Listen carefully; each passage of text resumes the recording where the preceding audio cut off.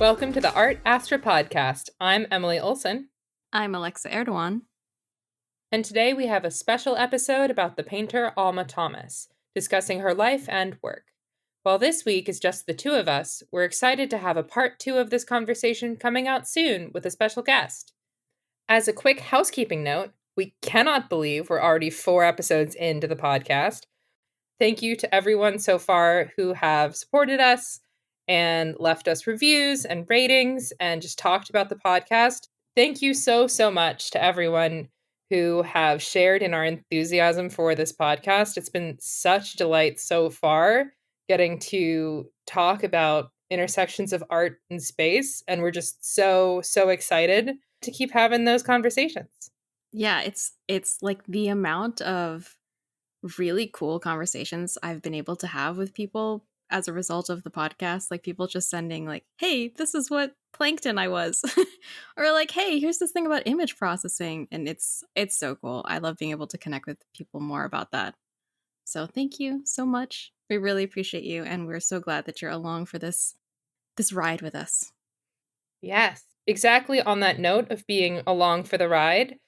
Before we get started on the life of Alma Thomas, I do want to preface this episode with a quick note about art. Mm-hmm. So, yeah, Alexa, you and I have had this discussion before about how art or art history can be intimidating to some people, the way that engineering or hard sciences can be intimidating to those not in those fields.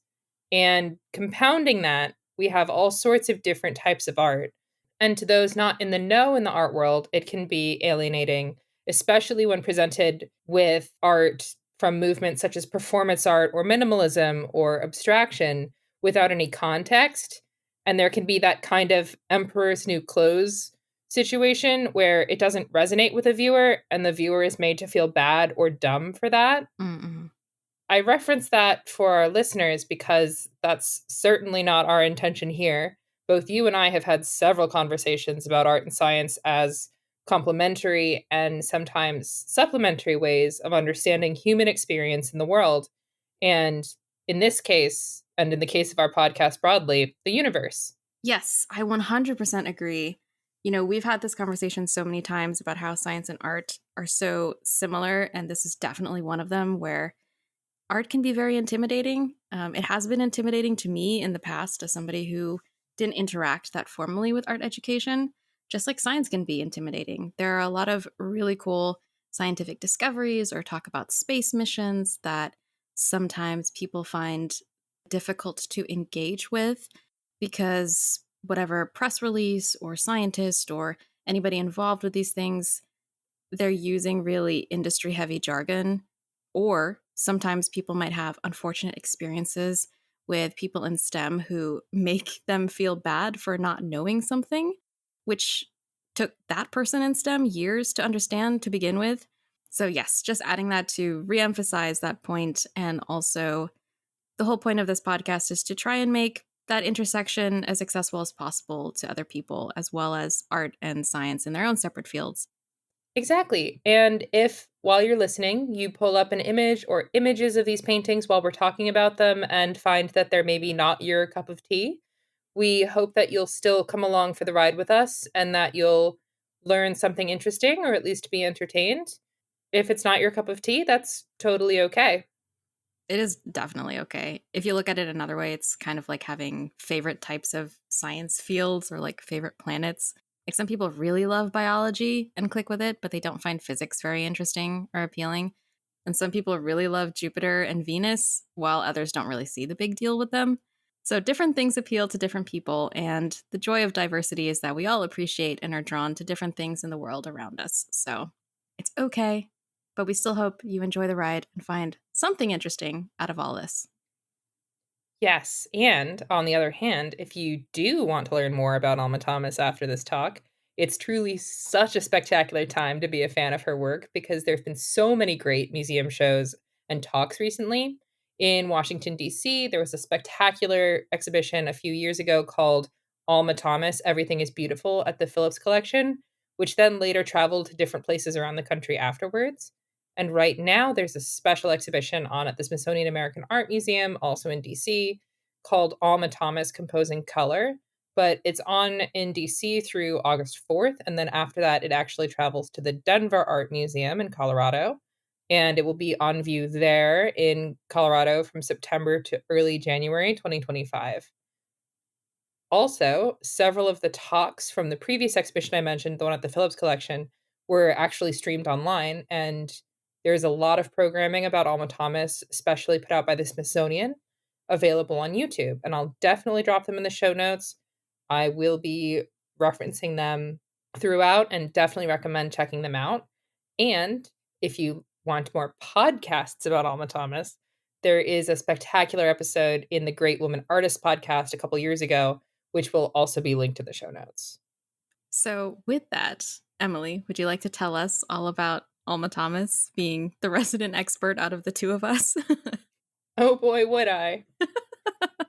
Before we embark on this journey together, can you tell me what you know about Alma Thomas, or if you're familiar with any of her work? I am familiar with the fact that she's an incredible artist, as evidenced by your passion for her that I have gained through diffusion of our friendship. Fair enough. And a really good educator. And I feel like I have seen like some of her artwork, especially in some of the things you've shared on socials, like a lot of really cool colors and mosaics. But I don't know if I could name any of them off the top of my head. So this will be very educational for me. Great. Yeah, from what I've noticed, I don't know that she's that well known outside of DC. And even in the art world, I mean, with the exception of like recently, she kind of flies under the radar. But happy to begin. Alma Woodsey Thomas was born September 22nd, 1891, in Columbus, Georgia. She was the eldest of four daughters, and her father was a businessman, and her mother was a dress designer.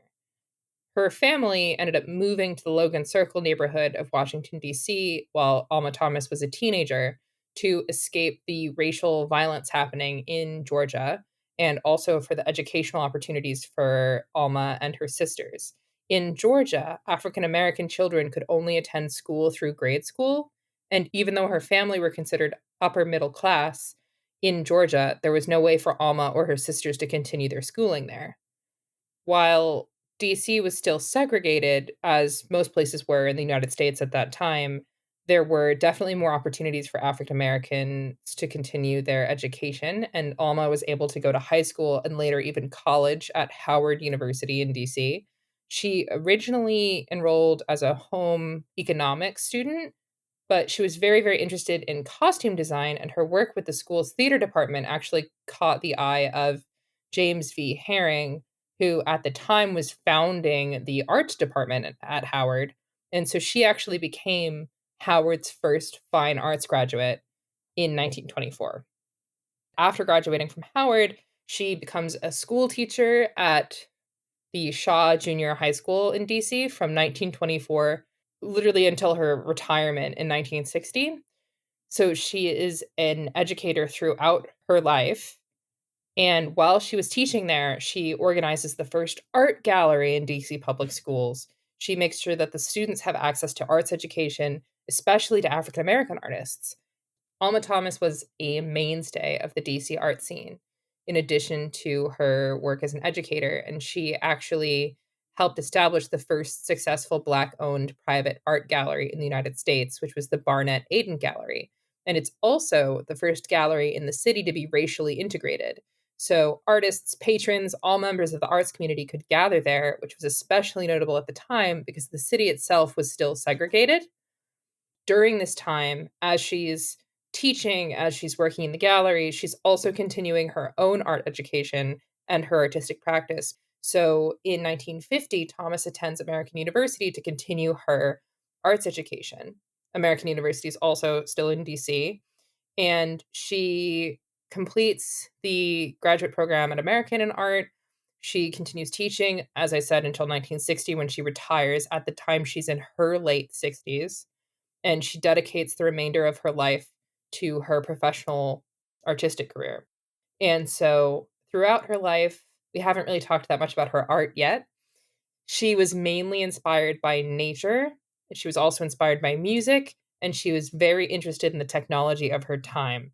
So, the technology of her time, 50s, 60s, and 70s, it's mainly the space race. And so, in the 60s, after her program at American University, she's also moving away from figurative painting. And the work that she's mainly known for is categorized in art history as abstract expressionism.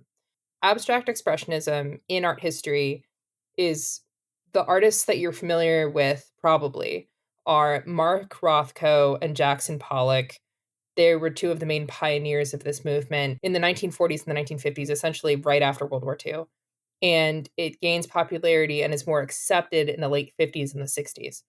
And so within the movement of abstract expressionism, Alma Thomas is often associated with the Washington Color School, which includes artists like Morris Louis, Sam Gilliam, and Kenneth Noland. They are all abstract expressionist painters. They're known for painting with bright colors, and they were all artists at the time known to be working in and around Washington, D.C. And there's more on that later. I have written in caps, not at all ominously on my notes for this speech. I am excited. In 1972, Alma Thomas becomes the first Black woman to have a solo show at the Whitney Museum of American Art in New York City. She's 81 years old at the time. In that, she's actually 30 when she began her graduate degree at American. So she's just consistently practicing her art throughout her life. In that same year, her work was exhibited at an even larger show at the Corcoran Gallery of Art in Washington, D.C., which, as a youth, they had actually tried to prohibit her from entering, literally as a student, when she first came to DC. Oh, wow. So in the 1960s and the 1970s, she becomes known for these beautiful paintings inspired by space. But I wanted to share a few of them with you first to get a feel for her work as we proceed. So the first painting we're going to look at is A Glimpse of Mars, painted in 1969, which is in the collection of the Studio Museum in Harlem here in New York. And I'm dropping it in the chat. And as we are an audio podcast, Alexa, would you mind describing this painting? Ooh, yes. Okay. A Glimpse of Mars. I have it up. So this is really interesting. So how do I describe this? Picture like there are these vertical bands of color. And from the left going to the right, it's like this deep blue and then a lighter blue, and then red and pink, red and pink, and so on and so forth. And there's a little bit of green as well. And these bands aren't uniform, they are like different widths. And each of these lines aren't like whole color, like filled in. They kind of almost look like cobblestone, like, the texture of cobblestone streets. Mm-hmm. Or mosaic, I guess would be the word to use it. But yeah, it does look like a cobblestone street that is painted with different colors. Yes. That's a very evocative description. Cobblestones is a great word for it because these we've referred to them in our conversations as tiles, mosaics, but they're not uniform in shape and orientation in a way. Like they're exactly like cobblestones. It's different sizes and even some variations in shades of pink and red and blue. Mm-hmm. This painting is very interesting to me, like A Glimpse of Mars. It's from 1969. So Alma would have been inspired by the imagery coming back in black and white from the Mariner 4 mission. And I love that the timing of this episode is right after our Spy Museum episode. Oh, yeah. Because you and I were talking about Mariner 4 recently. If you would like to share Yes. what literally our first thought after learning more about this mission. Yes, we have learned so much about the Mariner 4 mission. If you remember, if you've listened to our spy episode, we were talking about being able to store commands and software on a cassette tape that you could, in James Bond world, yank out of something to turn off the satellite. The logistics of that aside, While the Mariner 4 spacecraft wasn't storing commands and flight software on a cassette tape, I believe that was stored on magnetic core memory. It did indeed store images and telemetry on a magnetic tape recorder, like a cassette. And the capacity at the time wasn't, as large compared to what we have access to now. I think it was like less than 1 megabytes, like 0.65 megabytes or something like that. But so fascinating. And yeah, it makes sense in retrospect. You could definitely store data on cassette tapes, and it actually was done in space. Yeah, in 1969. It was when you first mentioned that to me, my first thought, and I had said this a lot, was it's like diamonds are forever. Yeah, it's wild. Space technology of the ages is such an interesting thing that maybe we can get into another time. But Yeah, just what we were able to accomplish, but also just like it's so cool to think about how artists of all disciplines were taking this information and interpreting it and exploring through like artistic expression what that might mean, like working through what imagery of Mars might mean or how it might look like. It's so cool to see art historically how these images coming back from Mariner 4, which were in black and white, were interpreted by artists such as Alma Thomas, and we see quite dramatically here all of these vibrant colors. And one of the talks I referenced earlier at the Smithsonian, there is a two-part series, Alma Thomas, teacher, artist, trailblazer. But in part one, there is a absolutely fantastic presentation by Cynthia Hodge Thorne, who is a curatorial fellow at the Baltimore Museum of Art, and her talk gives a pretty firm grounding of Alma Thomas and her artistic practice, as well as situating it within the art historical movements of, or in conversation with the other art historical movements and the civil rights movement, and what else was going on artistically in the 60s, both in film with Space Odyssey and Sun Ra in music. I super, super recommend checking it out. But it's just so cool to see what our capabilities were with that type of technology and how it was interpreted in real time by the artists and the people that were living it. But I have another painting I want to show you in light of the sad news of Apollo 8 astronaut William Anders passing. oh yeah. Yeah, so Anders took the first Earthrise photograph taken by a human as the Apollo 8 crew circumnavigated the moon. Alma was likely inspired by Anders' photograph and others taken by the astronauts when she painted this painting. It's called Astronaut's Glimpse of Earth, Ooh. which was painted in 1974, and it's actually in the collection of the Air and Space Museum. The Air and Space Museum seem to have a lot of Alma Thomas's space paintings. Ooh. But yeah, would you like to describe this painting for the class? All right, class, if you draw your attention to the whiteboard. This is really cool. Okay. I feel like this is an exercise in itself to engage with art, is just figuring out how to describe it. Let's see.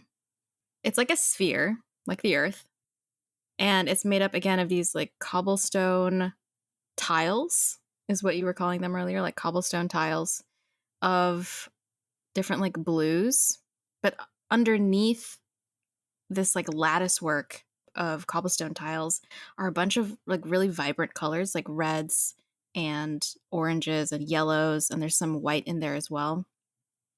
And this whole thing, this whole like earth like sphere is sitting on a background that's kind of like a vignette. So it's like a really like beautiful blue color that's around the, I'm just going to call it the earth because that's what it looks Yeah. like.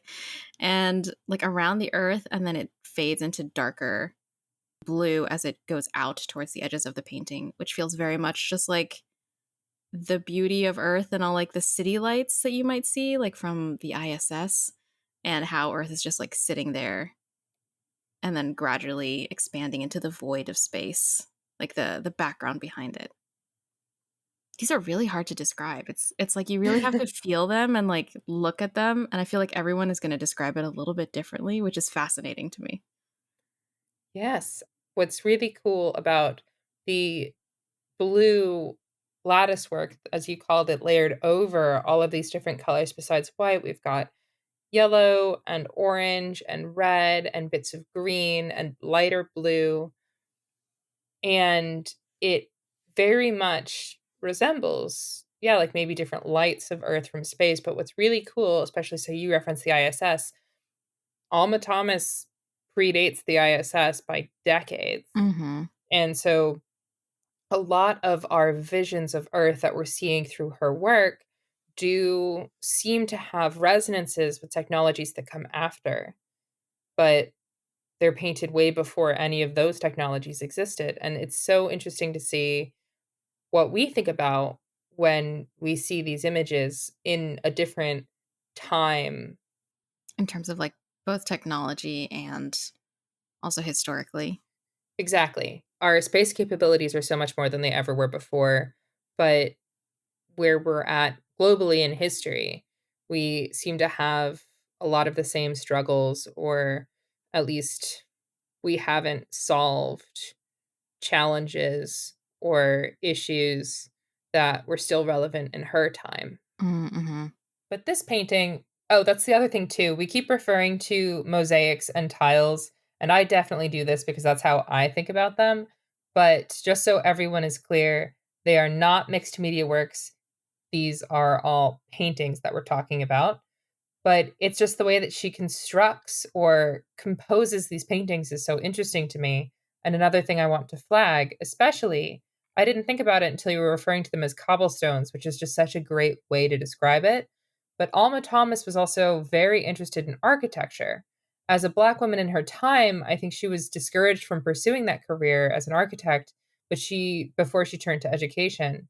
But I do think a lot about her interests in costume design and theater and puppetry and sets. And I think that she's just informed by a lot of those physical constructions in how she's composing these paintings. But it is very structural, especially in the stripe works, like these broken bands of color. In the 60s, she becomes known for this style of Alma's stripes. It's actually so interesting you mentioned the word construction because looking at this again, it kind of reminds me of that story, The Brick Moon. Mm-hmm. I think it was like in the probably late 1800s. There was an American writer called Edward Hale, and he wrote this sci fi novella about an artificial satellite that essentially looks very much like this in a sense. It is a brick moon. I don't remember the details of the story. I've never read it in full. I've just heard about it or seen it in museums and exhibits. But it's essentially Edward Hale is describing a space station. Like it accidentally launches and there are people on board and they have to survive. And so it just becomes this like floating brick space station. And it's so interesting. I wonder if there's like any connection there at all and if we would ever know if there was. But so interesting how like different people in different times and different backgrounds can come up with such really imaginative and beautiful descriptions of space and what is possible in space. That's so cool. I do want to know how something gets launched accidentally. With people aboard, yeah. Yes.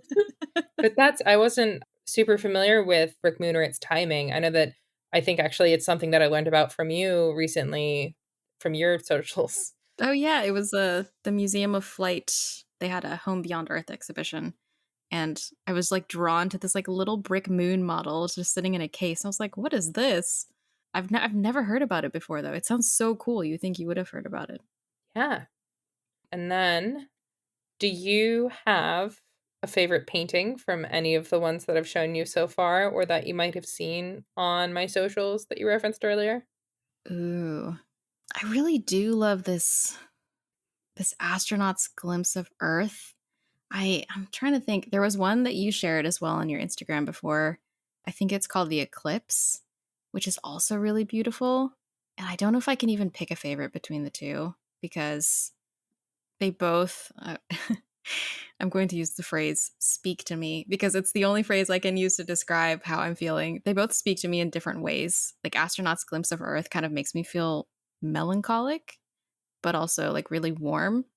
And The Eclipse makes me feel really like, you know, that feeling you get when you're just like in awe of something.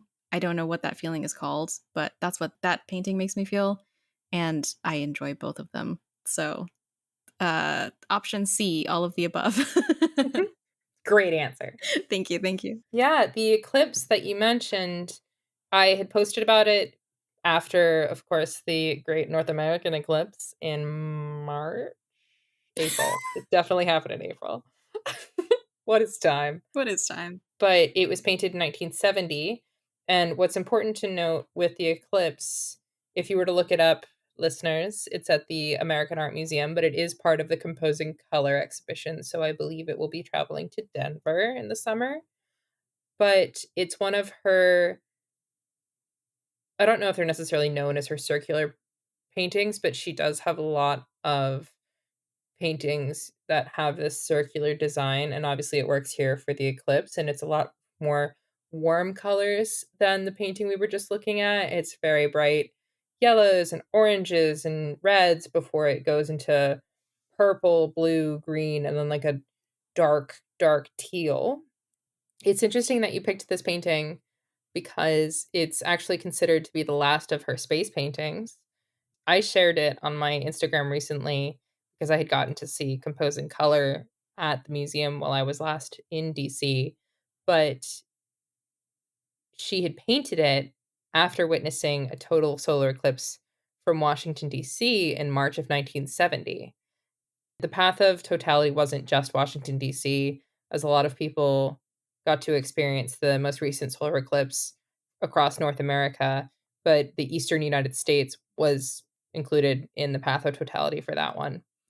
Yeah, so it's a really great choice. All of them are great choices. I'm not biased at all.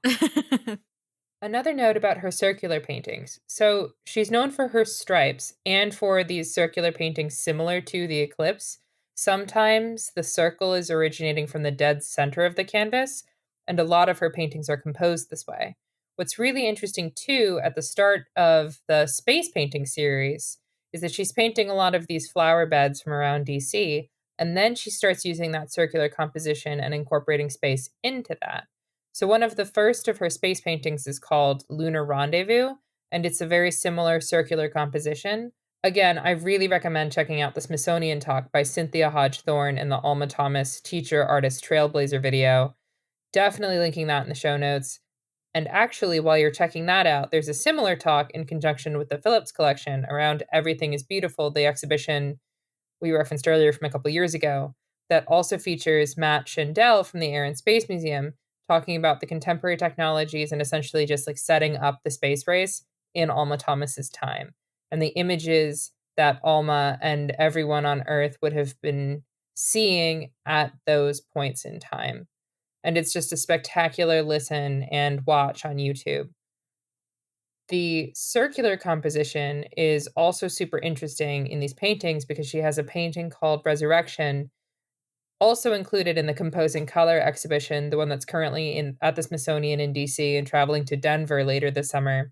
And that is, I think, what probably the most people might know of her work if you're only vaguely familiar with her, because it was exhibited at the White House during the Obama administration, at which point Alma Thomas became the first Black woman to have her work in the White House collection. It's also rare. The painting Resurrection is rare in its own right because not many of her works have a spiritual theme or a reference, which is also just kind of another cool facet of her work. I will definitely have to check out more of Alma Thomas's work because just the few that we have looked at together here are just so beautiful. I feel like every time you look at them and revisit them, there's like something new to consider, you know? Yes, that's one of the reasons why I love her work so much. So, Emily, actually, turning the question back to you, do you have a favorite Alma Thomas painting? I think the answer is yes, Ooh. but the question I think should be, which is your favorite Alma Thomas painting? Fair enough. Yes, I have multiple, which will not surprise you. My one of my favorites is definitely a painting called Starry Night and the Astronauts, painted in 1972. It's actually in the collection of the Art Institute in Chicago, and it is the first painting of hers that I saw. And I had gone to American. I had lived in DC for 5 years maybe, not all at once, but in different iterations, and I had not noticed Alma Thomas's work or seen it in a way that I can remember until I was at the Art Institute in Chicago. And I'm dropping the link in the chat. It is a work I love very much, but I don't want to use the word obscure. It's not immediately apparent when you see it what you're looking at. And part of that is, of course, that it's abstract expressionism, a fun game I like to play, by the way. This is pretty versatile a game, especially in modern art or even contemporary art, is to, if you're going through a museum with a friend, to see if you can guess what the painting is about without looking at the wall text. Oh, I love that. It's a fun game. It's really Alma Thomas is hard mode though. Uh, but this painting, it's like these interspersed stripes of different shades of blue, and those are vertical. It's all different hues of blue, verging from navy to almost like a cyan, like light blue on white canvas. And we also have these horizontal stripes of warm tones, yellow, orange, and red. These stripes, both vertical and horizontal, are interesting to me, but what was especially interesting when I was reading the wall text was that there were two different ways that people could approach this painting. At least that was, I mean, obviously you can approach it however you want, but within the wall text, it Mhm. was talking about how it evokes just like the wide open sky, and that could be the astronauts themselves in their vehicle, or it could be the view that the astronauts have of the starry night. It's just so open-ended in how it approaches both in execution and in concept that I was very interested in the painting, and I spent a very long time looking at this painting. And so it's also one of those paintings that Alma Thomas said that she was painting a lot of her space paintings imagining as if she was an astronaut. I love And for this painting, according to the Art Institute in Chicago, that. she had obviously never flown in a spacecraft. She painted this as if she was viewing the outside from an airplane and capturing the shifting patterns of light and color as if she was going very, very, very fast. And you're only seeing streaks of color, Oh, I see it. That's really cool. right? So that is my first favorite painting of hers, or it's a painting that I hold very dear to my heart. And I was so excited to see it in DC in the Everything is Beautiful exhibition. Her stripes, her signature stripes, were actually inspired by watching the patterns of light glinting off of leaves from her garden. And to Ooh. see that natural inspiration and see that aesthetic developed from that observation applied to her space paintings is just so cool to me. Starry Night and the Astronauts will always be one of my favorites because I think I had seen the painting, and then I had noticed the wall text, and I saw Starry Night, and I was also like reminded of Van Gogh's Starry Night, which you can kind of see.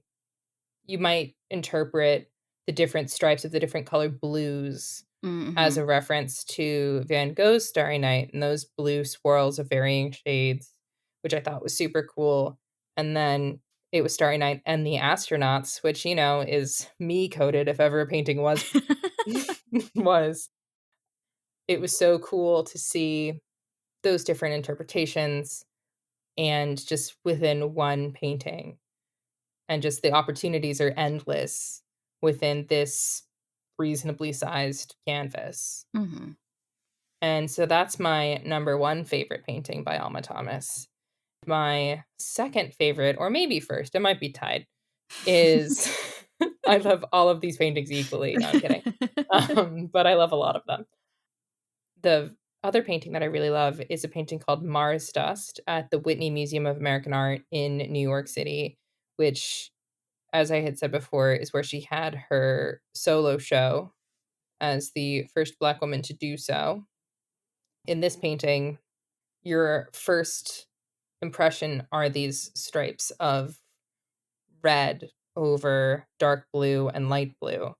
And what's super interesting to me about this painting, again, it's also inspired by Mars, but now I'm returning to my previously mentioned ominous note scrawled about the Washington Color School. Oh, right. What's super interesting to me, again, another discovery while wandering around in an art exhibition, there was a painting that's very similar to this called Mars Reflection.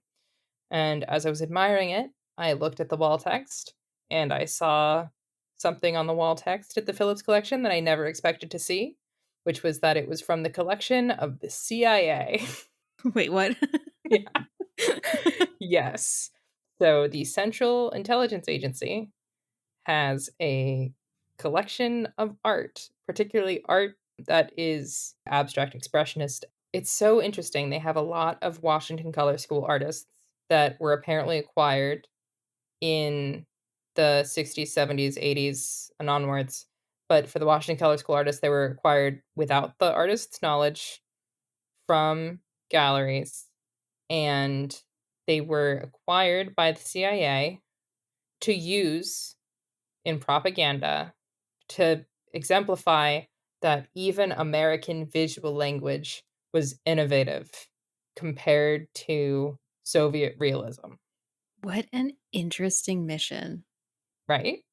I need to look closer at wall text from now on at museums. Yeah, not to encourage hypervigilance in museum situations, but I thought that that was so interesting and just so weird because it's just not something that I would ever expect to see, especially on like the wall text about one of my favorite artists. And I had no idea before then that the CIA was even doing this, especially because a lot of the artists they were collecting for this purpose were not advocates for the CIA and Yeah. their activities. Guessing that's why it was taken without their knowledge. That part is Yeah, so interesting to me too. Like, huh, yeah. I that's a mean, they lot were to unpack there. acquired. Yeah, apparently their collection is currently it's still they still have a collection and allegedly it's in Virginia, but I want to see it someday, but I doubt I would ever get the chance to. It's not open to the public. But the CIA acquired the works from a businessman who had been the CEO of the Corcoran and was an art collector himself called Vincent Melzack. Being based again in Virginia, it then makes sense, especially given the abstract expressionist angle and collection interest that they're acquiring a lot of the Washington Color School in the late 50s and 60s because of the location there, and I would imagine just, like, ease of acquisition. But again, yeah, these were all acquired and, like, ended up in the collection of the CIA without the artist's knowledge. Yeah, that's so interesting. I'm so glad that we're still able to see them now, though. Yeah. And it's another thing too that what's super interesting to me, again, like it's not necessarily a surprise to me that any of these works were used in propaganda in an innovation context, especially Alma Thomas's work because of what she happened to be painting, like the space race, which is already a prestige competition between the United States and the Soviet Union, Hmm. and for it to be further captured in ways that are trailblazing in any context, but especially in visual art at the time, not a surprise that they'd be collected for that context. Yeah, that makes sense, actually, when you say it out loud and walk through it. But bet you weren't expecting me to say that when you asked the question. Yeah. Hey, what's your favorite painting? Oh, this one that was, acquired by the CIA. To confirm, the Mars Dust one is very similar to the one in the CIA's collection, but they are Okay, two different paintings. They just look very similar. gotcha. They're Still both wild. beautiful. They're yeah, both beautiful. But That's amazing. I really want to see Alma yeah, Thomas's work in person now because just being able to see it on a screen is beautiful enough. But man, in person, that must be a fun experience. yeah, I hope you get to. It's honestly, I mean, I'm not biased at all. Yeah, this is a completely objective. We have now been recording for almost an hour and a half. I know. I looked at that or just a few minutes ago and I was like, wait, surely that means minutes. No, that can't be. But yeah, so now to close the loop, after we've looked at some of these paintings from the 70s, Alma Thomas passed away in 1978 at the age of 86. And to this day, she is a very celebrated figure of Washington, D.C. She actually had a day dedicated to her, September 22nd. I believe last year, no, the year before, the mayor dedicated it Alma Thomas Day. And there was a series of programs around the city. Oh, cool. Yeah. So her house just recently went up for sale in Logan Circle a couple years ago. And it was marked, and at the time, it's like Alma Thomas's house. Yeah, she's just a very celebrated figure. There is so much programming, especially during the pandemic and immediately after. So I'll have a lot of links to drop in show notes. I really recommend you check them out. There was a really cool one at the Smithsonian, a different talk from the one that I've mentioned, where it was a talk with one of the educators and the conservator.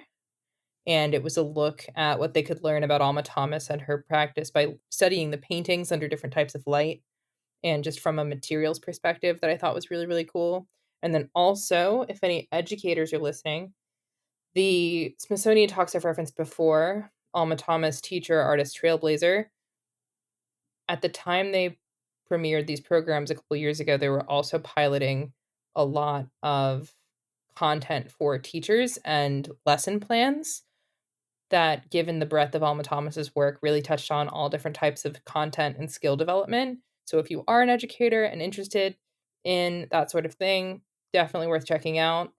I will be linking those talks that reference those materials and how to find them in our show notes.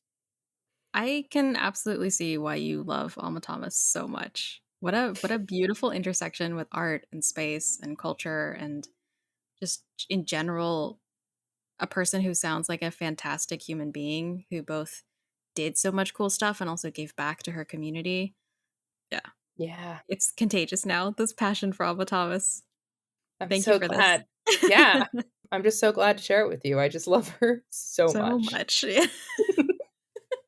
Anyway, if you are already familiar with Alma Thomas's work and you have a favorite of your own, or if you would like to tell us your thoughts on any of the paintings that we've talked about in the episode today, we'll be linking them in the show notes as well as in the transcriptions when they come up in our conversation. We'd love to hear your thoughts. Just tag us on social or leave us a review on Apple. Yes, I would definitely love to hear people's comments on if they've seen Alma Thomas before and what their comments are about that, but also people like myself who are very new to Alma Thomas. So interested to hear what you think when you see her paintings. But yes, our episodes will be available wherever you get your podcasts, and transcripts for this episode and all episodes are available on our website at artastra.space. Thanks so much for coming on this beautiful journey with us. And thank you, Emily, for educating me on Alma Thomas. No, thank you so much for listening. I hope I was able to maintain my inside voice and my excitement this time.